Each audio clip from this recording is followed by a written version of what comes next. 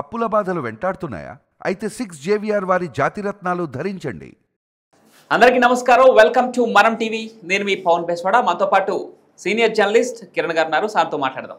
Sir నమస్కారం. నమస్తే. Next ఇందాక మీరు అన్నట్టు దీని వెనక ఎవరున్నా సరే, ఈవెన్ జనసేన నాయకులు ఉన్నా సరే బయటికి తీయాలి, వాళ్ళకి శిక్ష పడాలి, వాళ్ళపైన చర్యలు తీసుకోవాలని చెప్పేసి పవన్ కళ్యాణ్ గారు అన్నారు. ఏంటి ఆ సమాచారం? పవన్ కళ్యాణ్ గారి దగ్గర ఉన్నటువంటి ఆ సమాచారం ఏంటి? దీని వెనక జనసేన నాయకులే ఉన్నారని చెప్పేసి ఎలా? ఆ నిర్మాతలకి ఈ జనసేన నాయకుడికి ఏంటి లింకు?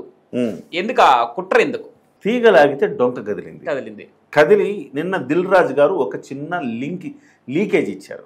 ఆ లీకేజ్ లో ఆయన చెప్పింది ఏంటంటే, ఈ కుట్ర స్టార్ట్ అయింది కాకినాడ, రాజమండ్రి ప్రాంతాల నుంచి, తూర్పు గోదావరి నుంచే ప్రారంభమైంది అని చెప్పాడు. తూర్పు గోదావరి నుంచి, అది కూడా ఒక ఎగ్జిబిటర్ పేరు చెప్పాడు, సత్యనారాయణ అని. ఆయన జనసేనతో సంబంధాలు ఉన్న వ్యక్తే అని చెప్పాడు. పవన్ కళ్యాణ్ గారు తనవాడైనా మనవాడైనా తప్పే కదా. వెంటనే పవన్ కళ్యాణ్ గారు ఎంక్వైరీ చేశారు.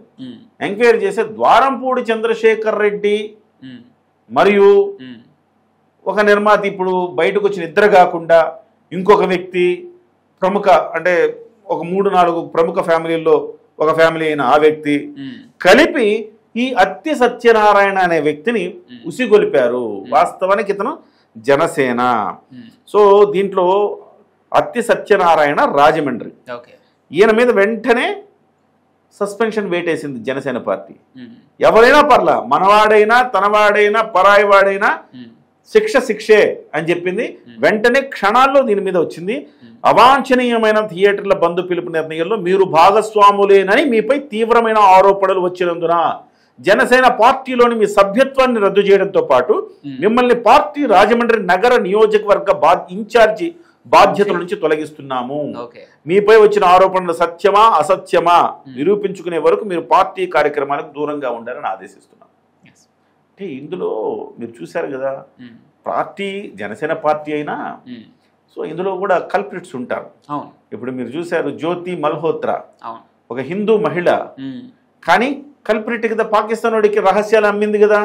ఈ అత్తి సత్యనారాయణ అనేవాడు కూడా ఈ ద్వారంపూడి చంద్రశేఖర్ రెడ్డికి, ఆ సదరు బడా నిర్మాతకి అమ్ముడు పోయి వాళ్ళ వ్యూహంలో పావుగా మారి ఇవాళ ఎగ్జిబిటర్లంతా రెచ్చగొట్టాడు. ఇది బహుశా అత్తి సత్యనారాయణకి వ్యూహం తెలియకపోయి ఉండొచ్చు. అత్తి సత్యనారాయణని సహజంగా రెచ్చగొట్టి ఉండొచ్చు. సత్యనారాయణ ఏం చేశాడంటే మిగతా వాళ్ళందరూ కూడా కలుపుకెళ్ళారు. సో కలుపుకెళ్ళడమే కాకుండా ఈ బడా నిర్మాత ఎవరైతే ఉన్నారో ఆ నిర్మాత మే 1వ తారీఖునే థియేటర్లన్నీ బంద్ చేయాలి అని చెప్పేసి ఒక ప్లాన్ చేశారు. మే 12 అనుకున్నారు, పుసుకుని అది మే 12 కాదు జూన్ 12 అన్నారు సినిమా రిలీజ్. అట్లయితే థియేటర్ల బంద్ కూడా 1వ తారీఖు జూన్ 1కి వాయిదా వేసుకుందాం అనుకున్నారు. ఆ మేరకు మొత్తం కథ నడిపించారు.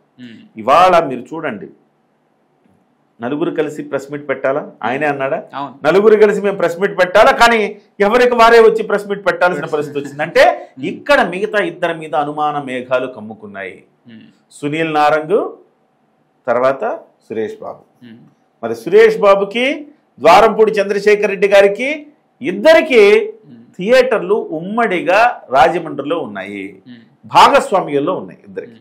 సో వీళ్ళిద్దరు కలిసే ఈ కుట్ర చేశారా అన్న కోణంలో దర్యాప్తు జరుగుతూ ఉంది. ఓపెన్ చేసి చెప్తున్నాను, కరెక్ట్, అదే ఆ కోణంలో దర్యాప్తు జరుగుతుంది.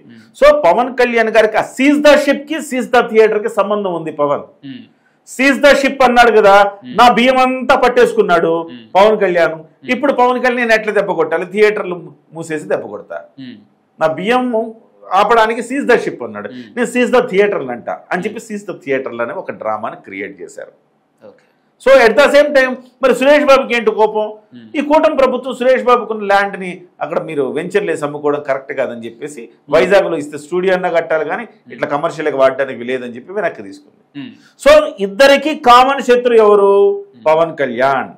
సో ఈ క్రమంలో ఆయన మీద కుట్ర జరిగిందనేది ప్రాథమికంగా వాళ్ళకున్న సమాచారం. మీకు నేను చెప్తున్నాను కదా, ఇంత ఓపెన్ గా పవన్ కళ్యాణ్ స్ట్రైట్ గా ఫైర్ చేశాడంటే అర్థం ఏంటి? ఎంతో బలమైన సమాచారం ఉంటే ఇంత ఓపెన్ గా ఫైర్ చేస్తాడు.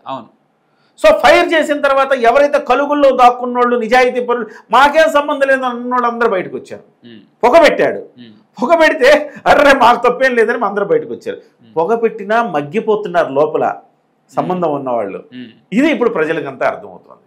మరి ఈ కోణంలో మరి దర్యాప్తు జరుగుతూ ఉంది. సో మొత్తం మీద అయితే థియేటర్ల బంద్ ఆగిపోయింది. కానీ దీని వెనుకున్న కుట్ర ఒక వైసీపీ నాయకుడు, ఒక నిర్మాత, వీళ్ళిద్దరు చేసిన కుట్రను మాత్రం వెలికి తీయాల్సిందని తాజాగా పవన్ కళ్యాణ్ గారు ప్రెస్ నోట్ రిలీజ్ చేశారు.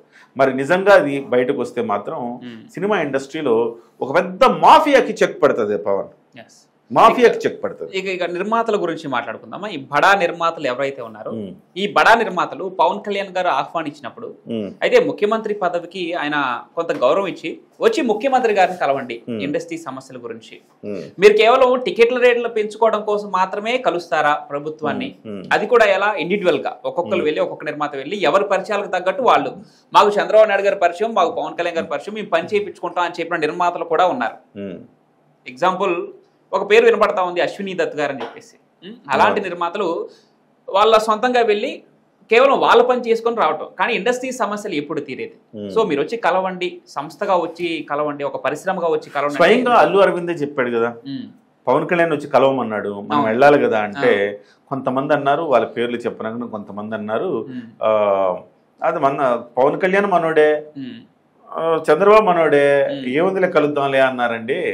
సో వాళ్ళు కలవాల్సిందే, తప్పేం లేదు, పవన్ కళ్యాణ్ అంది వాస్తవమే అని అంగీకరించాడు. దిల్ రాజు ఏమన్నాడు, కరెక్టే, అందరం కలిసి వెళ్ళాలి, ఎవడికి వాడి వెళ్ళిపోతున్నాడు.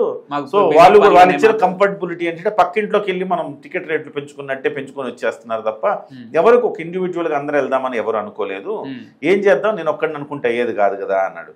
అంటే ఎవరికి వాళ్ళు తప్పించుడు. బిజినెస్ పాయింట్ ఆఫ్ వ్యూలో వస్తే వీళ్ళందరూ బంధాలు లేవు, అనుబంధాలు లేవు, స్నేహాలు లేవు, ఏమీ లేవు.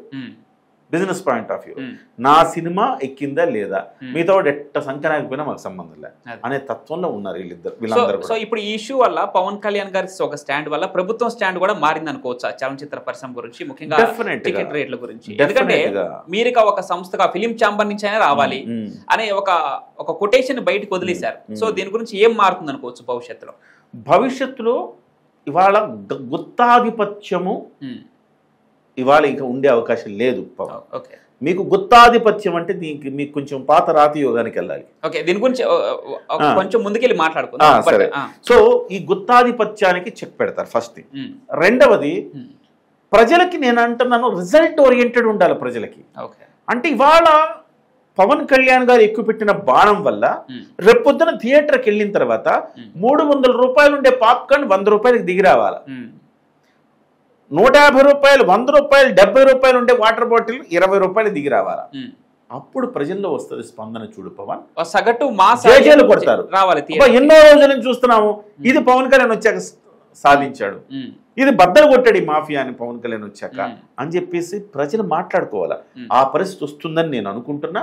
పవన్ కళ్యాణ్ గారు ఇక సినిమా స్వయంగా తన సినిమా అయినా కానీ ఏం రత్నం గారు కూడా నేరుగా ఏం రత్నం రావద్దు, కేవలం ఫిల్మ్ ఛాంబర్ ద్వారా మాత్రమే రండి అని చెప్పి పవన్ కళ్యాణ్ గారు ఆదేశాలు జారీ చేశారు. ఇక ఏ సినిమా అయినా ఇష్టం వచ్చినట్టు పక్కింటికి వెళ్ళినట్టు వెళ్ళి తీసుకురావడం టికెట్ ధరలు, చంద్రబాబు మావాడే, పవన్ మావాడే వెళ్ళి ధరలు పెంచుకురావడం అనేది జరగదు. సో అదొక స్పష్టమైన మార్పు వస్తుంది. రెండు, నేను ఇంతకుముందు చెప్పినట్టుగా ఈ ధరలన్నీ తగ్గుముఖం పడతాయి. మూడు, సినిమా ఇండస్ట్రీకి సంబంధించి గుత్తాధిపత్యం పోయి మిగతా వాళ్ళందరికీ అవకాశాలు వచ్చే ఒక పరిస్థితి ఏర్పడుతుంది. సో సినిమా ఇండస్ట్రీకి ఒక కాంప్రహెన్సివ్ ఫిల్మ్ డెవలప్మెంట్ పాలసీ రూపొందిస్తున్నారు. కొత్త టెక్నాలజీలని అవపోసన పట్టుకుంటారు, కొత్త వ్యక్తులకు శిక్షణ ఇస్తారు, వాళ్ళందరితో సినిమాలు తీయిస్తారు, వాళ్ళకి ప్రోత్సాహాలు ఇస్తారు. సో ఏదైతే ఇండస్ట్రీకి ఎట్లాంటి ప్రోత్సాహకాలు ఇస్తారో ఆ ప్రోత్సాహకాలకి ఇవ్వటం మొదలవుతుంది.